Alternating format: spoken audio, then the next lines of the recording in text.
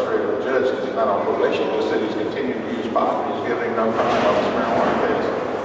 And he said, you know, marijuana is illegal in Indiana, and it's always going to be illegal in Indiana. I heard that this morning in court on the marijuana case. You know, and I wanted to look at him and say, you know, that's not the case. We're going to have legal marijuana in Indiana. We're going to have it.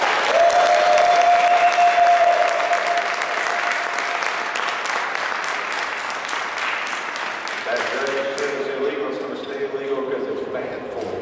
Well, this guy's on disability, and he uses marijuana to relieve a lot of symptoms that narcotics don't. You know, and you've heard of that, James. A lot of people. I bet every one of you in here either has used marijuana medically or knows somebody that's using marijuana medically, whether it's been prescribed in the state or not, because you know the truth. Isn't that true? Does everybody here know somebody or marijuana? Last week in Martinsville, I had another marijuana case, and the judge says, oh, I've seen Mr. Dillon, we've been talking about legalizing marijuana for 30 years, you know? But it's, you know, it's never going to be legalized. He was saying the same thing in Martinsville last week. And I went to argue with him, too. This guy got a conditional discharge for 10, pounds of dope, so again, I couldn't have it. When I'm a lawyer, they were talking to him, and my client's on the stand, sometimes I bite my tongue just to help my client. But then I get done with it, and I go back and I talk to the judge after that, make sure they have the truth and the information. We're making progress. When we testified last year in this building, there was a judge I've known who was on the Senate committee last year. And he's a regular sitting judge in central Indiana, I won't say his name. And I've known him for many years, and we talk about marijuana because I talk about it with all of them and have for 30 years or more than 30 years. And he came down after hearing the testimony of Tom Norml, the representative in the wheelchair, that mentioned again that God makes marijuana, God makes marijuana, God makes marijuana.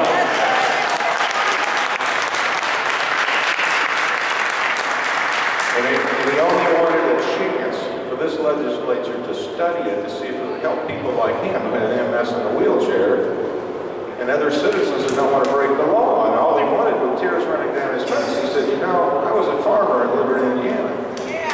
And I'm a Republican, conservative Republican farmer from Liberty, Indiana, and I don't use dope, but you know, my brother got MS.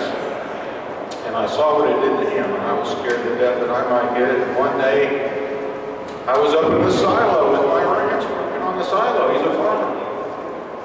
And he dropped the wrench. He lost his muscle control. And they had to help him down the silo because he knew right then that he might be getting that disease.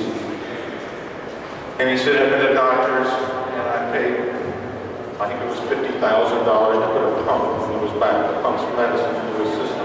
And he paid another $10,000 for other medication. He said it wasn't working for him. Now he's in a wheelchair. He's in constant pain. He can't work. He said, you know, he studied marijuana, medical marijuana, and one of the #1 reasons for medical marijuana going back for 5,000 years, 5,000 years at least, was MS, multiple sclerosis, the same condition he had. In the Shenda dynasty, 3000 BC, they prescribed cannabis for MS conditions and epilepsy and seizures. He said, you know, so I've studied it, and back then there were 15, only 15 medical marijuana states in Indiana a year or so ago. And he said, you know, it gives relief to those people, and all I want to do is study it to see if it'll help me and other people in pain in Indiana so they don't have to break the law. And it was amazing to me. There was 8 people on the committee, and 3 of them looked right at him in the wheelchair crying and said, no, no, I will vote no to even consider and listen to evidence about whether or not there's medical marijuana for people that suffer in Indiana. You know, I've been doing this law thing for 39 years, and there's only been a couple of times that I remember I just got a zing, like a big rubber bungee coming back and hitting me right in the chest above my heart. When 3 of the people looked at this crying Republican farmer from Liberty, Indiana, and said, no, I don't want to even hear or see anything to do with medical marijuana, I was zinged. Amazed. The other time I've been zinged was on another medical marijuana case. But let me tell you, we would have had that law because it passed through the committee and it passed through the Republican Senate to study this issue. It was going to the Democratic House the next week, but that was the very time in the history of Indiana, for the first time, that the Democrats left the building and went to Champaign, Illinois for a couple of months to protest, so the Republicans could do a quorum for the right to work legislation or whatever, and in the meantime, it went downhill. The governor was going to sign it. Mitch was going to sign it, but it never got to him because they changed it and dropped it. So we're doing this all over again. And we have a bill. We have a bill for 2 ounces of marijuana. It's not a crime in Indiana. It's a ticket.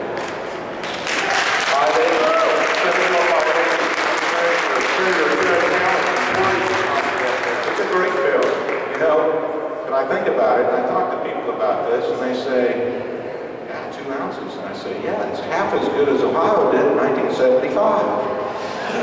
Ohio, in 1975, decriminalized 100 grams of marijuana. You know, and now we have a chance to look back. Since 1975 in Ohio, do they have 1 or 2 generations of deformed people because of those marijuana laws? Do they have men with breasts? Do they have sterile men that can't produce because of that marijuana that's been not a crime since 1975? Are they all heroin junkies because of that? No, they don't have any problems, and they save hundreds and hundreds of millions of dollars a year, every year since 1975 in Ohio.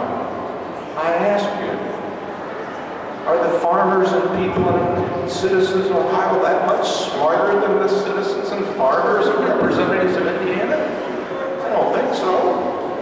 And then we have Chicago. I was at a Norml board meeting in Chicago last summer with they decriminalized possession of marijuana in Chicago last year. And then you know about marijuana for medicine in Michigan for the last 2 years. And do you know that Kentucky, a couple years ago, made 8 ounces a misdemeanor, half a pound of pot? It's a misdemeanor in Kentucky. So, you look at Indiana now, Ohio, Michigan, Illinois, Kentucky, everywhere around our little island here, people have accepted the truth, had open minds, and agreed to change laws to help their citizens and to be constitutional. The other time I got a zing like that bunch in my heart was 10 years ago in a case that Norml from Washington called me up to help this lady who also had MS, who was in a hospital bed, and got busted with 2 grams of pot in a pipe. Her name was Jeannie Morgan. He was here in Indianapolis.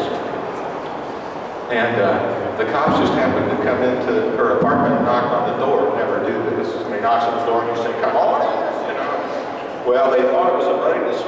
Her son was smoking a bong with 2 kids from high school, and thought a 3rd guy was coming to share the bong, and he thought that was who the door, and it was an undercover officer. Just happened to be knocking on the door and inviting them in.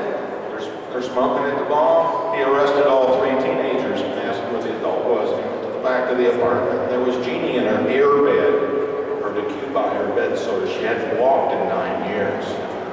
She'd been in chronic condition for 14 years. Next to her hospital bed, when the cop went in there, they saw 2 grams of marijuana in a pipe, and he looked at her and said, you mean you use this? And she said, yes, my doctor knows I do. It saved my life. And the cop said, well, I'm giving you a ticket. You get yourself to court. I'm still busting you, and I'm taking your kids to jail. Look at his friends.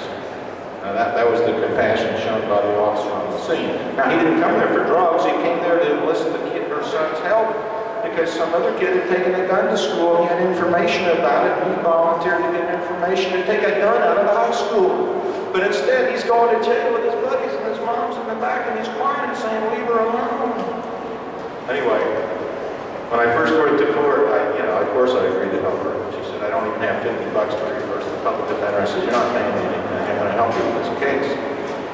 And I went to court because I fully expected the prosecutor to have some compassion and agreed to drop the case on this 34-year-old woman with no prior record, with a kid who's on total disability on a bed and can't walk, who uses this for pain in her bedroom. And they said, no, we're not dropping it. You got to bring her to court. We found a way to bring her to court. It was tearing her up, and I was kind of carrying her because she has no muscles, you know. So I'm holding her head up in court in front of the prosecutor and the judge, and I said, drop the case now. And the prosecutor looked over at me, and he laughed. And that was the other zinger right in my heart when he laughed at me about this. And then we had the prosecutor on TV talking about it's bad policy to talk about medical marijuana. She was having a party. Said she was having a party. She didn't know his facts too well. She was trying to survive. Fortunately, I got Tom Farlow, who's a doctor here in Indianapolis, to agree to be a witness for me. And I brought my friend, Dr. David Bierman from California, medical marijuana doctor, and the case was set for jury trial. And I went there for jury trial, and we got there that day, and they said, I'm sorry, we can't get a jury. I said, what do you mean? I need 6 people. There's 300 people down in the public assembly room. You can't find 6. I'll take the first 6. I'll take at least 6 of them. They said, no, you got to come back. Well, my expert was there from California on my nickel, and I had to send him away after his deposition. So it's set for trial a second time.